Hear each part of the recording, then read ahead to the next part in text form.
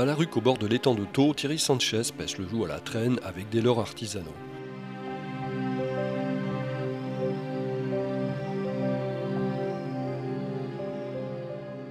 Donc j'ai commencé à pêcher il y a une vingtaine d'années. Et depuis, bon, par contre, je me suis tenu à fond. J'ai essayé de faire évoluer cette pêche. L'étang de Thau est bordé par Sète et les villages de Balaruc, Bouzigues et Metz. Un étang de Thau qui fait un peu plus de 20 km, d'ici jusqu'à Marseillan. 6 km à l'endroit le plus large, avec des profondeurs qui, ici, là, sur Balaruc, là, on est ce qu'on appelle l'étang noir. C'est des profondeurs de 5 mètres. Dans l'alignement de Sète et de Bouzigues, on va rentrer dans des fonds de 8 mètres. Moi, j'ai trouvé des fonds de 11 mètres.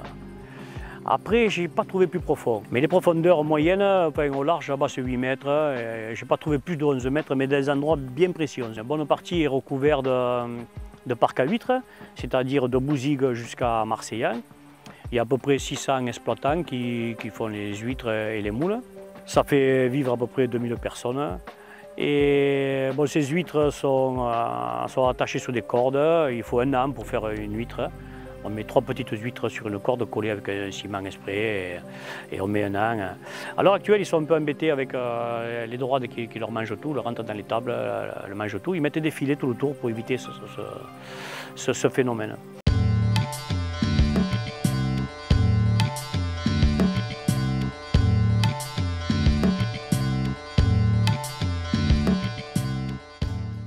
Cette pêche à la traîne utilise couramment une ligne plombée, mais elle a la particularité de mettre au bout de l'hameçon une peau artisanale pour leurrer les loups.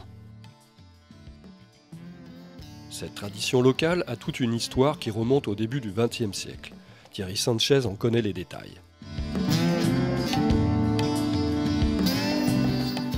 Au départ, ça se pêchait avec des peaux de veau mornay. Il y a eu de très grands pêcheurs à la peau, c'est quelque chose d'incontournable.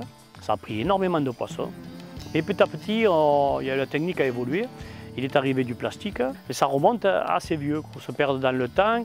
Pratiquement dès qu'on a commencé à avoir des moteurs sur l'étang de Thau, quelqu'un s'est mis à pêcher à la traîne comme ça. Et depuis ce temps-là, vous pouvez prendre n'importe quelle heure qu'il y a sur le marché. Vous ne pêcherez pas autant que ce qu'on fabrique et ce qu'on pêche encore depuis 60 ans à peu près. Si la connaissance de cette pêche s'est faite en partie oralement, ses secrets n'ont jamais été totalement divulgués. Mais le gros problème de cette pêche, on n'a jamais montré à personne. Les anciens, des grands pêcheurs sont partis avec leurs petits secrets. On a vu le grand-père pêcher, le père et le petit-fils, chacun une barque, quoi.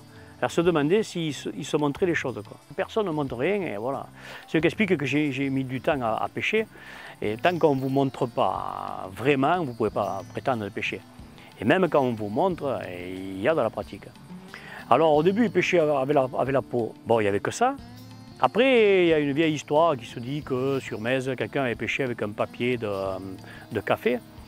Et puis après, on a évolué sur des plastiques. Ils ont mélangé la peau et le plastique. Ils prenaient une tête en peau, ils mettaient un peu de plastique derrière. Et puis après, les gens ont fait évoluer le plastique. Et bon, moi, je ne reviendrai jamais en arrière. Je veux rester avec mon plastique. Parce que je l'ai développé. J'ai de la matière que j'ai rajouté, des couleurs que je maîtrise. Je sais que ça pêche tel jour, tel vent, tel temps. Quand les UV... Selon les UV, la couleur de l'eau, la profondeur, il faut mettre cette couleur. Après, c'est de la pratique. Et c'est une pêche qui est très difficile à apprendre. Et si vous ne prenez pas des notes pendant 10 ans, vous oubliez tout. Ce n'est pas mathématique, cette pêche. Il faut mettre la couleur le jour où il faut. Et en fonction comment ça pêche, quoi. Puis après, selon comment ça mange, quand le poisson nous fait monter le petit poisson en surface, le poisson bleu en surface qui mange, bon, on monte un peu, on va un peu plus vite, parce que la peau qui nage entre deux eaux, lorsque ça mange, comme ça, le poisson qui monte et celui-là qui descend, vous avez plus de chances d'être vu que si vous restez au fond, vous allez prendre que le poisson qui arrive au fond.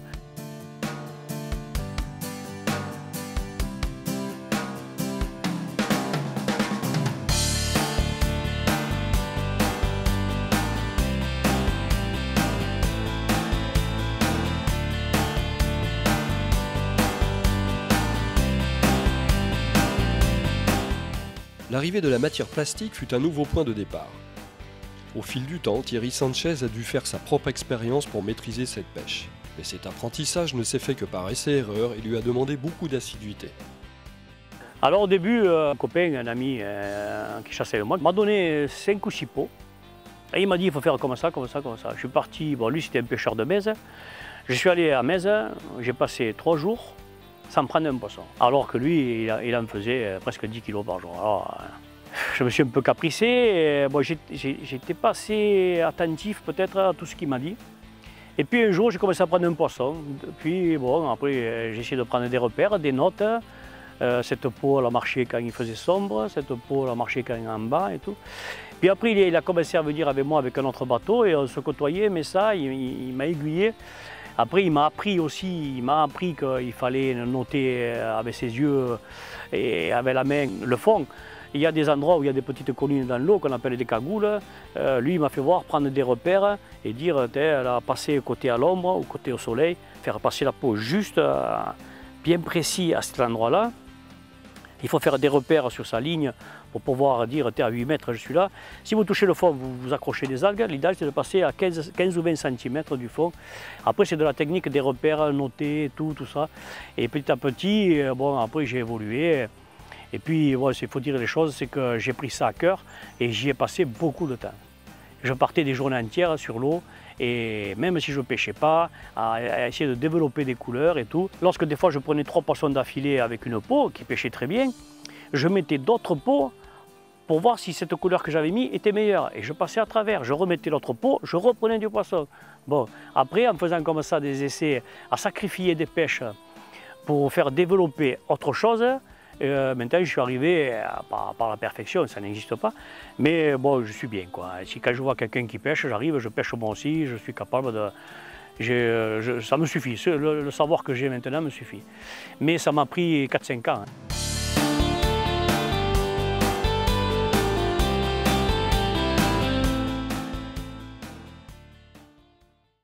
Fabriquer ses leurres de manière artisanale demande un savoir-faire spécifique.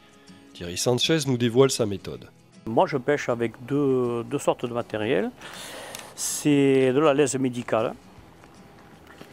Bon, tout le monde pratiquement s'est mis à pêcher avec ça, puisque autrefois on pêchait avec de la peau de veau mort-né. Tout d'abord, il vous faut un gabarit.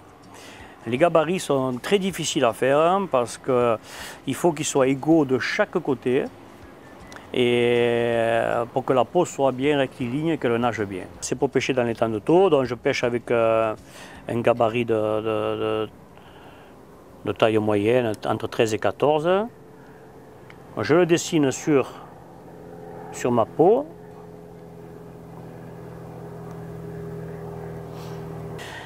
Et je me suis aperçu que pour les découper, c'est pas facile parce que c'est du caoutchouc, il faut un bon ciseau. Et lorsqu'on met un papier autocollant adhésif, c'est des trucs pour les peintres, ça se coupe beaucoup mieux, ça devient beaucoup plus rigide, ça suit davantage les lignes, quoi. Mais ça va relativement assez vite. Contrairement à ce qui se faisait autrefois avec les peaux de veau mort-né ou les peaux de tambour. Et après pour les teinter, quand même le synthétique, ça va beaucoup mieux, hein, c'est beaucoup plus précis. Parce que la peau de veau mort-né, c'est comme un tissu, c'est pas comme un tissu, mais la teinture, elle s'efface.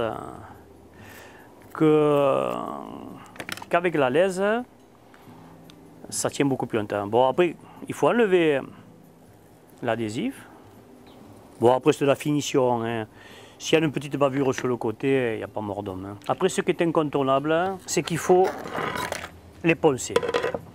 Parce qu'elles ont été recouvertes de talc et la teinture ne rentrera pas comme il faut. Que si on les ponce un peu, ça rentrera mieux. Après pour les teinter, il y a plusieurs choses. On peut se servir des colorants de peinture traditionnels. Petit berlingot comme ça. Bon après, chacun, hein, un qui pêche avec bleu Pacifique, un qui pêche avec du vert, un qui pêche avec du violet.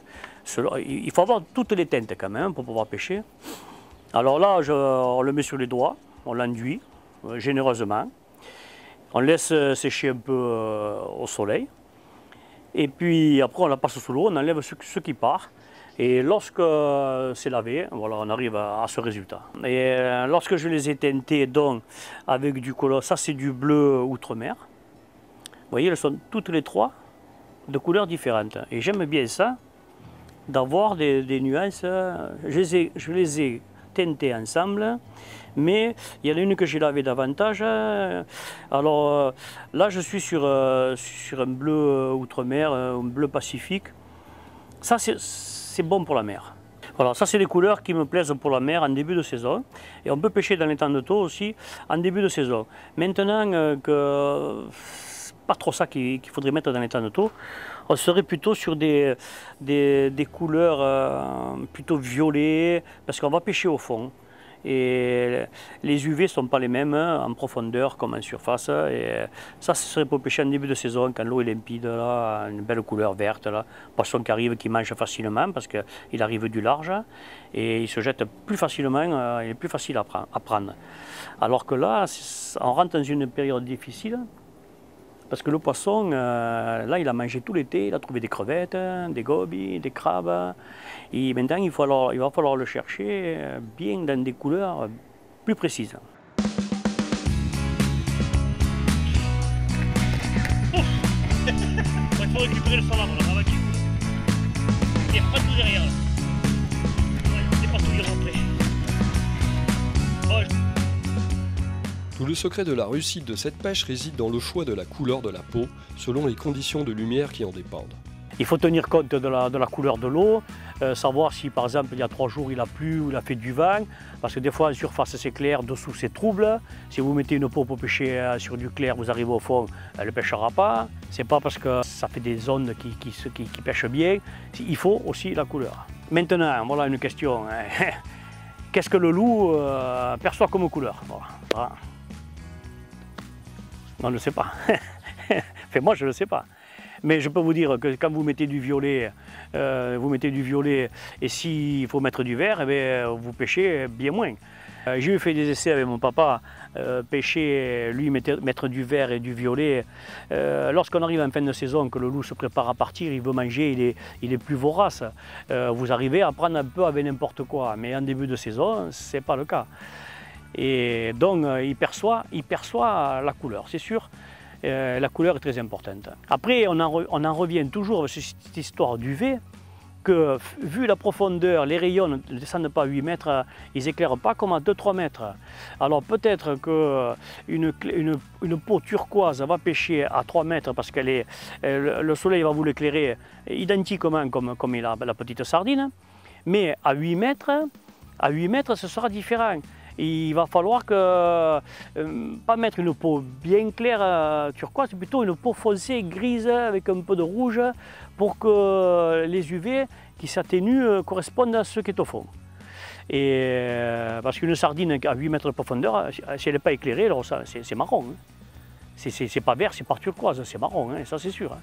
Puis il faut essayer de refaire le dos de la sardine, pas le dessous. Le brillant ne compte pas, parce que le soleil ne l'éclaire pratiquement jamais. C'est surtout le dos, parce que le dos est plus large que le ventre. Le ventre, ça ne rentre pas trop en compte, la couleur. Bon, après, dans les temps, il y en a qui ont eu, il y a des gens qui ont été célèbres avec des cuillères.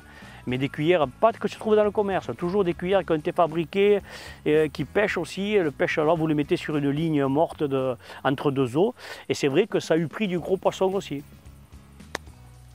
Mais là c'est pareil, personne ne vous dira mets ça comme cuillère. Ça c'est la porte de prison, personne ne vous montrera, on ne vous montre rien cette pêche. Cette pêche, la porte est close, et elle s'éteindra un jour cette pêche, mais personne n'aura jamais rien dit.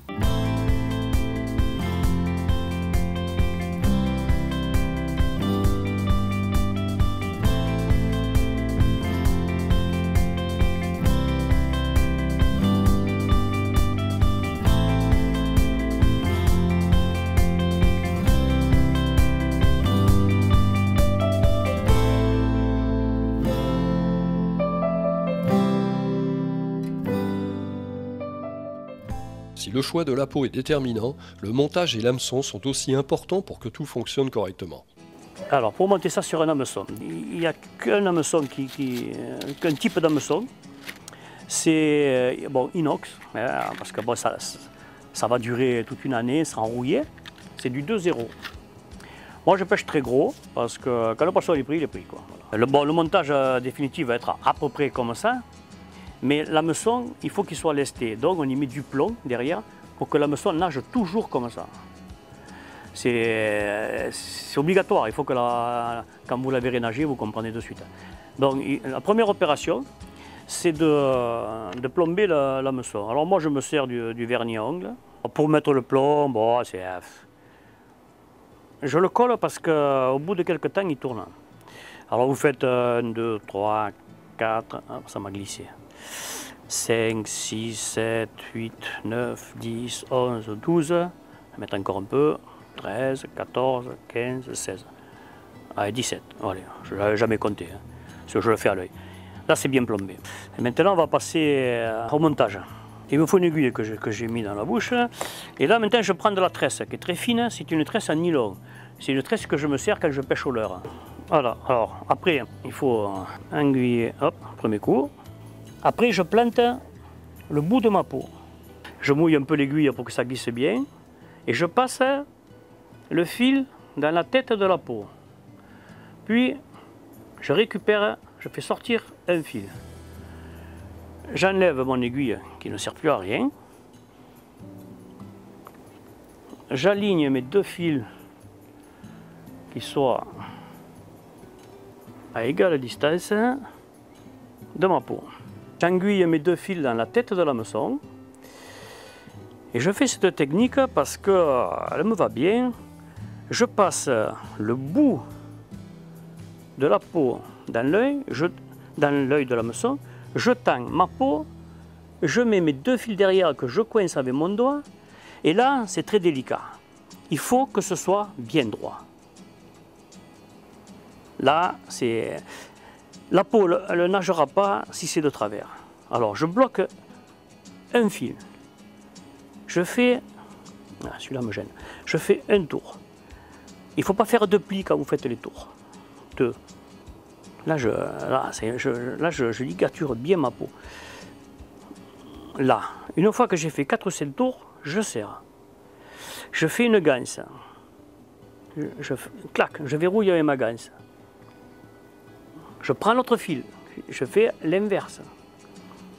Même si je repasse dessus, c'est pas grave. Je serre bien. Je bloque une ganse.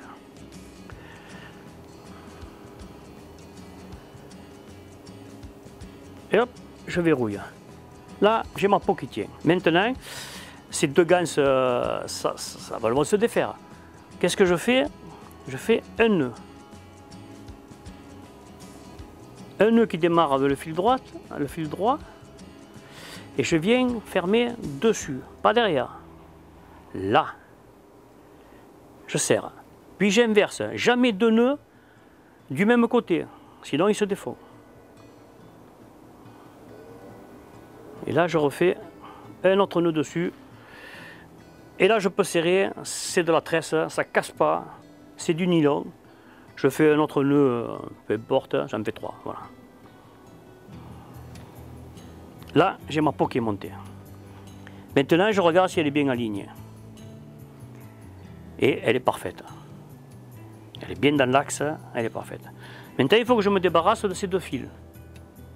La tresse, c'est très difficile à découper. Il faut un bon cutter. Alors moi, je l'entortillonne comme ça. Après, je prends une boîte à allumettes.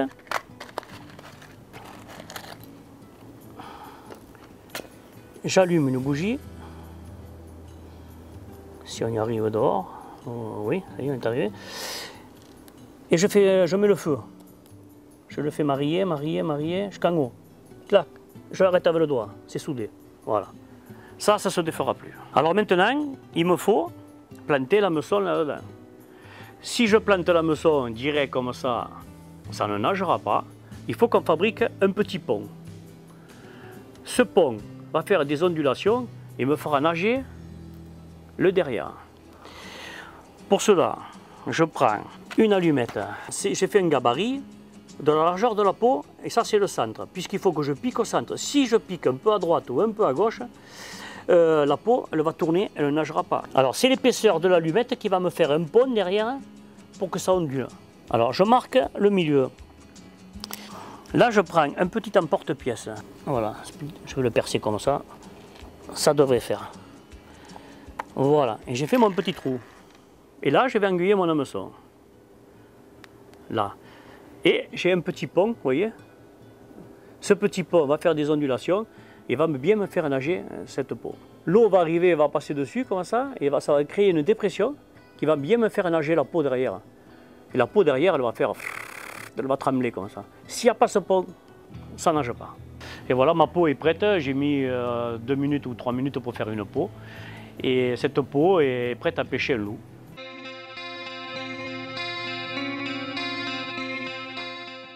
Alors le loup, à peu près comme la dorade, rentre au mois de mai, à peu près là, peut-être un peu avant, parce que maintenant avec le réchauffement, les dates elles avancent et tout. Et il rentre dans l'étang bon, pour se nourrir, parce que tous les étangs sont très riches, hein. Tout le monde sait que le loup rentre aussi dans tous les ports, parce que c'est calme, c'est pas pêché, puis en plus il y a du poisson, ce qui se développe. Il rentre dans l'étang à ce moment-là. Au début, quand il rentre, on ne peut pas le pêcher, parce que le loup arrive de la mer, il a mangé différentes choses, il a mangé dans le canal, il reste dans le canal à 7 là, pendant un petit moment, parce qu'il y a des crevettes, il y a à manger, il reste là pendant un petit moment. Et nous, il rentre dans l'étang, et dans l'étang, il se met à manger ce qu'il trouve. Et nous, notre pêche, elle correspond qu'au poisson bleu. Donc, au mois de mai, les eaux ne sont pas encore chargées de microplancton et de microalgues, que se nourrissent les poissons bleus. Donc le poisson bleu, il navigue dans l'eau, il pompe l'eau, et il la filtre et il se nourrit comme ça. Et au début de saison, tout ça c'est pas né, donc le poisson bleu ne peut pas se nourrir. Quand ça commence, que les eaux commencent à monter en température vers 17-18, ça y est, le poisson bleu commence à naviguer, et le loup qui est posé au fond, ce poisson passe devant. Qu'est-ce qu'il fait? Il se jette dessus, il les fait monter en surface. Les mouettes mangent aussi, nous ça nous fait voir que ça mange.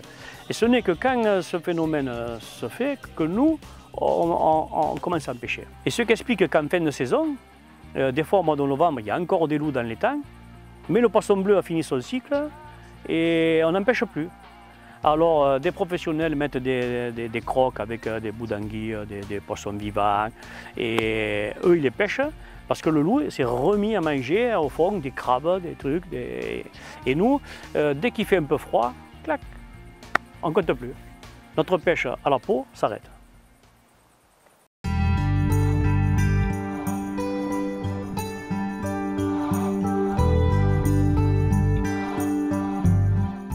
Malgré un grand choix de couleurs, Thierry Sanchez a ses peaux de prédilection. Ça, c'est une peau qui a pêché la semaine dernière à 25 poissons. Elle a des traces, hein, elle a pris elle commence à s'abîmer. Oh, elle va tenir encore un peu. Hein. Des fois, le trou s'agrandit là. Certains mettent des œillets avec un petit rivet. Et ça, je ne l'ai jamais eu et on ne le trouve pas. Ils mettent un petit œillet, ce qui fait que ça ne s'agrandit pas. Mais moi, je ne m'embête pas avec ça. Des peaux, j'en fais tant que j'en veux.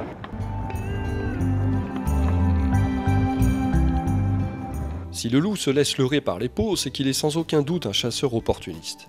Le loup, qu'est-ce qu'il mange? Bon, on peut prendre du loup avec du verre, ça arrive.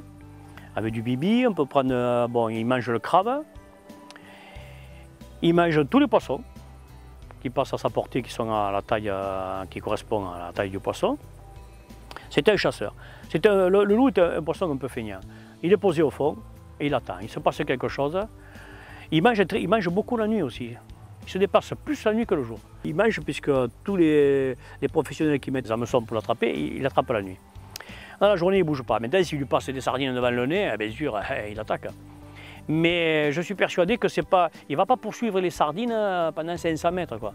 Il monte, il attaque, il en mange une, il en mange deux, ça s'arrête, il se pose au fond, il arrête. Nous, quand on pêche, si on voit une mangée de sardines et de mouettes, là, que les mouettes viennent chasser les poissons qui montent à la surface, si à 500 mètres là-bas, il y en a encore une mangée, il ne faut pas s'imaginer, ce n'est pas ce poisson qui est parti là-bas, j'en suis persuadé.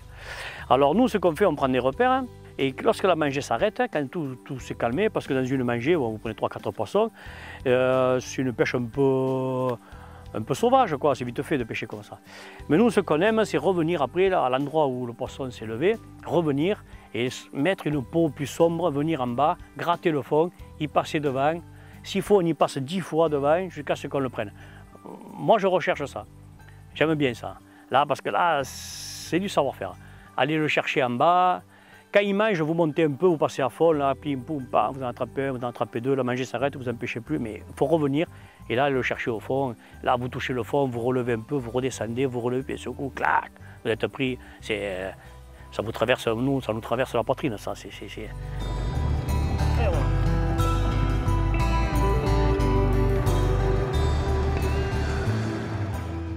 Espérons que grâce à la passion de Thierry Sanchez et son témoignage, cette pêche traditionnelle continuera à se perpétuer.